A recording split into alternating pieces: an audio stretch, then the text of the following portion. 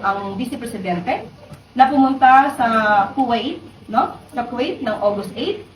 Pero as we speak, wala pa pong naihahain na request for travel authority ang Vice Presidente.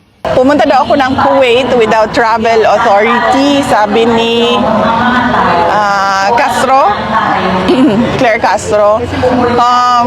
Well, sila naman yung lagi nagsasabi no na huwag mag-propagate ng fake news and misinformation. Although wala bigyo ko kadungog giunsa niya pagsulti, ma'am. Giunsa niya pagsulti. Basta yung ayos lang, pumunta ka daw allegedly, pumunta ka daw Kuwait with ang travel authority. Okay, so alleged lang ni siya, ma'am, no? Wala tay video recording, statement at all.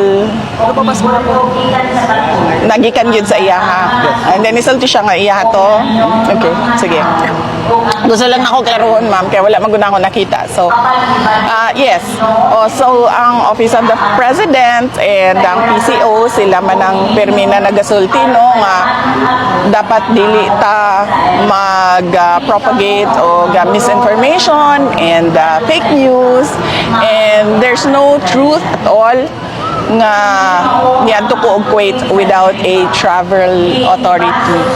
So, I guess isa na naman yon sa ginagawa ng Office of the President na yung ilihis ang usapan sa kung ano ang totoong nangyayari sa ating bayan. So kahapon, nakita natin na unfavorable sa administration ang decision ng Senate of the Philippines. So gumawa na naman sila ng kwento na umalis ako ng bansa ng walang travel authority para doon na naman matutok yung attention ng mga tao and matuloy na naman yung lagi nilang paninira sa akin. Ang sinasabi ko nga, ang tawag dyan is political scapegoating.